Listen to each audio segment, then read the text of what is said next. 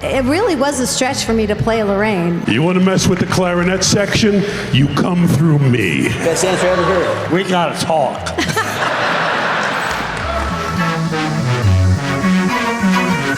Join me in welcoming, first and foremost, to the stage, Mr. Huey Lewis! Make some noise, y'all! Next up, keep it going for Mr. Tom Wilson! Yes! Christopher Lloyd! Keep that action going for Miss Lea Thompson!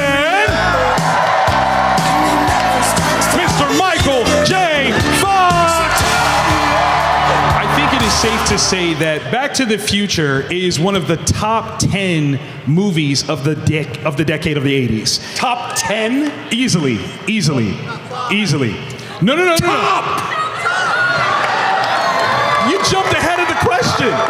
That's my man Tom right here. The question though is, why is it so enduring amongst a decade of favorite movies?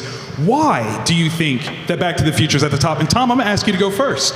It has something that a lot of movies don't have, which is an unbelievably great heart. Yes. Which has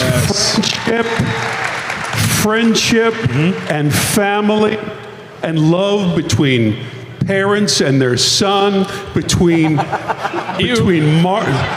Don't go there, lady. Don't. I see your face. I'll clear this out for another crowd. But it has all of those things. Yes. What if you met your mom and dad when you were a kid and they were your age? What were they like? Were you be friends with them?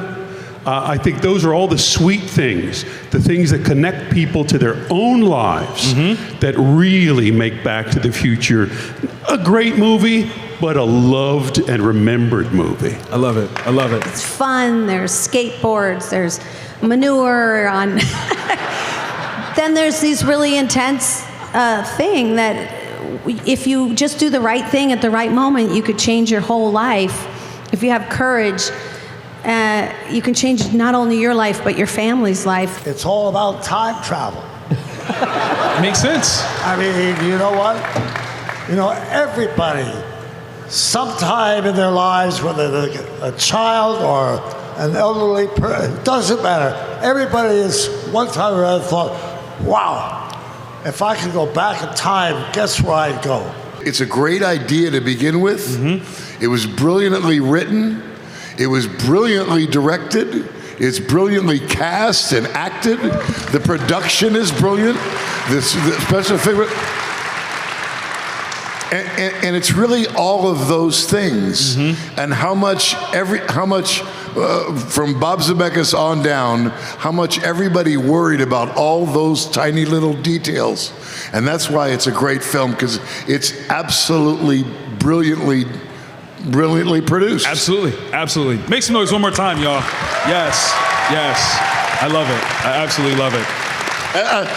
Yes. And the song's pretty good, too. Both songs, okay? Back in Time and Power of Love, tip top. High school is a very pivotal time in a person's life. It kind of defines a lot of who they are. What were you like in high school, and was it anything like the character that you played in this movie? I was a little crazier than Marty. I was a little more outside the lines. But I was into rock and roll, and I was into skateboards, and I was into girls, and I was into doing unpredictable things for all the wrong reasons. And so it was really easy for me to slide into this. It was crazy. I read the script, and I said, and I was reading it at a checkboard, guitar miniature. There was a scene with the chiquita at the beginning.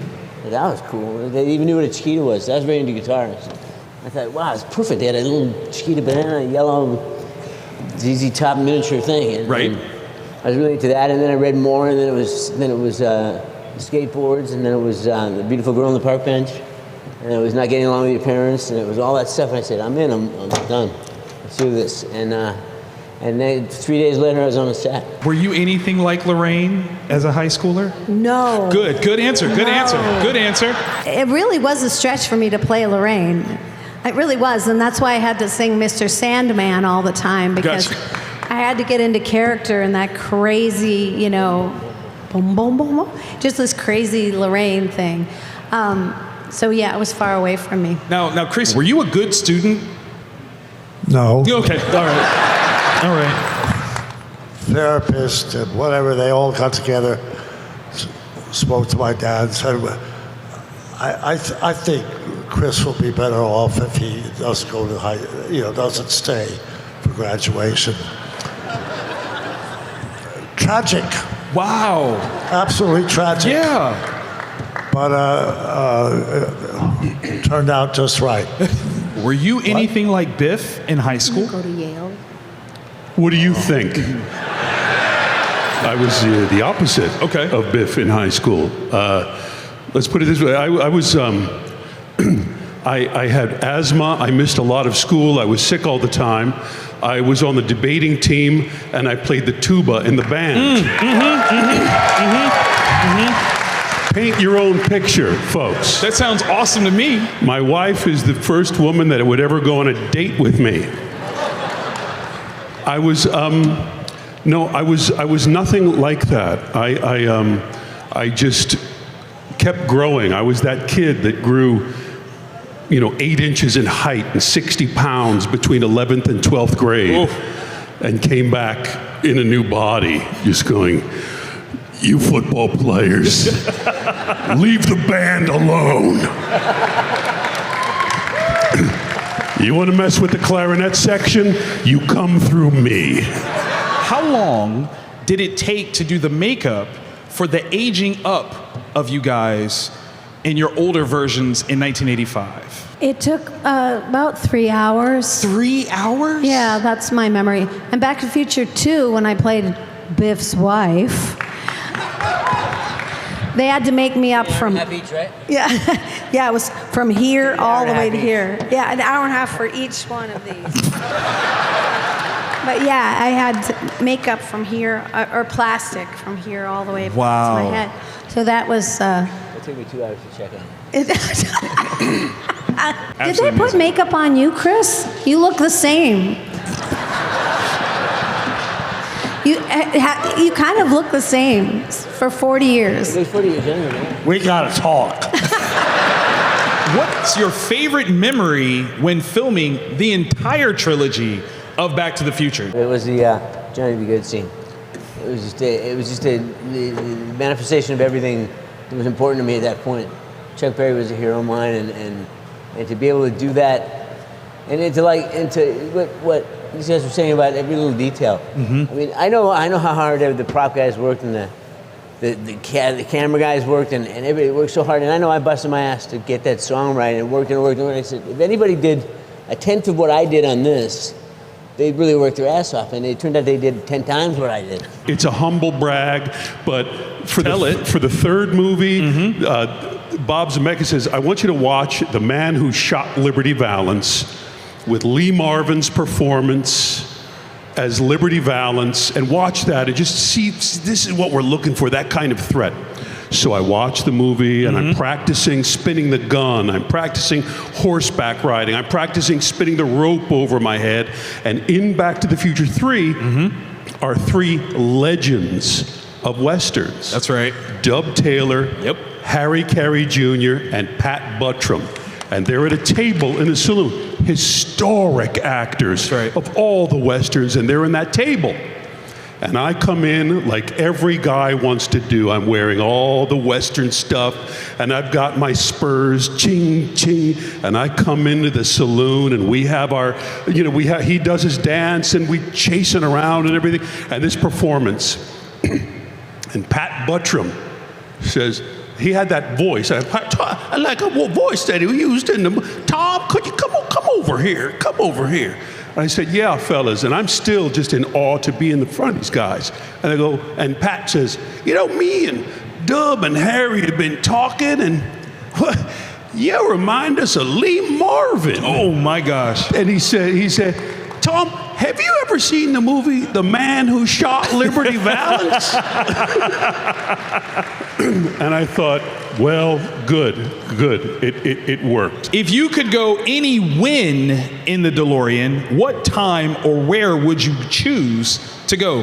I was doing a movie, a TV movie with Woody Allen. If you could travel anywhere in time, where would you go? And Woody Allen said, nowhere before the invention of penicillin. The best answer I ever heard. Okay, all right, fair. Anytime before the invention of penicillin. I'd go back to the 30s and the 40s. Okay. And the big band jazz era because I just love that music, and it's really American, the height of American popular music in terms of influence. Right. Those records in the 30s and 40s, there wasn't any Oprah on television. It was all, that's how we learned to live our lives, was from those songs. Yeah. Music really mattered in the 30s and 40s. I think because I'm a woman, I don't want to go to the past. That's fair. That's fair. Come on now. Maybe the future's not much better, but Well, I'm happy where I am. I got you. I'm of a certain age, so I don't have that many years left, unless I'm some kind of freak. Come on now. So I'm really curious to see the next 40, 50 years coming back. The next, with climate change moving along the way it is, Yes. and so many other factors, I'd like to come around again about 50 years from now and see how all this shit works out. The last panel we were in, they asked, what time period would your character most travel to? Let's go. I said, I think Biff would steal the DeLorean, go back 2,000 years, listen to the Sermon on the Mount, be completely transformed, come back to the future, and make a series of very unusual sequels. Okay. So I think I would go back, listen to the Sermon on the Mount, and just at the end say, we're trying to apply it. We're trying. How and when did you find out about being cast in Back to the Future, and what was the process like? What was that like? I just done a Teen Wolf, and I walk into Gary Goldberg's office, who called me in. He wanted to have a meeting with me. I thought he was in front of me because he saw Teen Wolf, and he just really wanted to do with me. But he said he had this envelope with the script in it. It was from Steven Spielberg, and they'd wanted me to do this thing for all this time, and I couldn't do it. He said, take it home, read it, and see what you think. If you want to do it, you do it. So I took it home. I didn't take it home. I picked it up off the desk, held it against my head. It's the best script I ever read. And I took it right then on the spot. And it worked out great. I had some pretty good momentum going with theater in New York. My agent sends me this script, Back to the Future. And I made up my mind, I'm going back. In fact, I got an offer to do a play at the Long Wharf Theater. So I took the script of Back to the Future and I let it drop into a waste paper basket. And not a great career move, but and I had a friend with me at the time who knew me from back in New York, and he said, Chris, you never would do that. If there was any chance that I could get a part, I'd be wherever it was casting, I'd show up. And I acknowledged that. I retrieved the Back to the Future script, kind of read it, and my agent wanted me to come back to LA and meet Bob Zemeckis, which I did. End of story. That was That's a good one. That's a good one. I love it. I was actually the first Marty. I was Marty, and Andre the Giant was Biff. But we were having problems with the rest of the casting and giant people. I was really acting very passionately and very organically, very much from your guts, method acting, and from your heart, bringing that into your performance. Crispin and I went outside the first time they started pairing people up, and we went by this hedge by the studio, and I grabbed him like, you got my homework, McFly? And Crispin changed into George McFly. and showed such fear, like, no, and it's like I saw myself Wow. in high school, and I choked up. I almost started to cry, and I stopped acting. And Crispin said, "Are you right?" Yeah.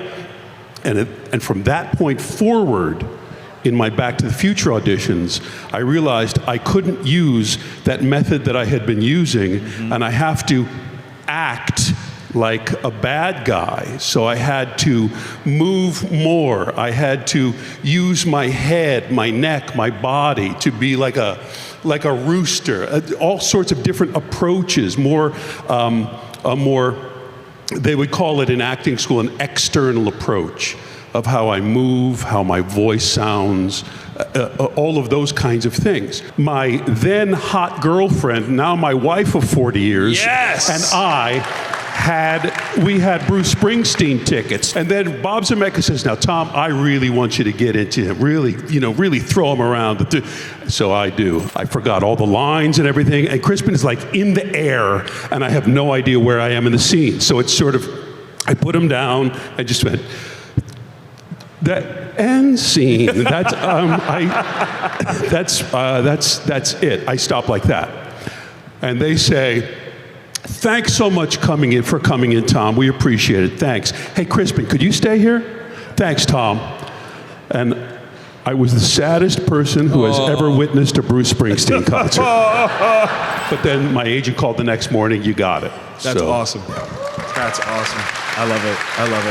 I just want to touch on something Lea said that I think is really important to say in this context. How do I put this? When I first started showing up these shows, these conferences, about 10 years or 5 years ago, I remember thinking, like, what a cool thing for me to do. Like, to show up and to be there for you guys, and you could talk to me and see what it was like, the movie was like, and all this stuff. But I realized very quickly it wasn't for me. It wasn't about me. It was about you. And I got a chance to meet all of you people and to get how much you've touched my life and how much you've affected you created my life. The fact that you people have done what you've done, showed up in support of this movie, been so good to me in my career, been so good to all of us. We love you, and we're so appreciative, and thank you so much for coming. And thank you. Yes, thank you. Thank you so much. FAN EXPO New Orleans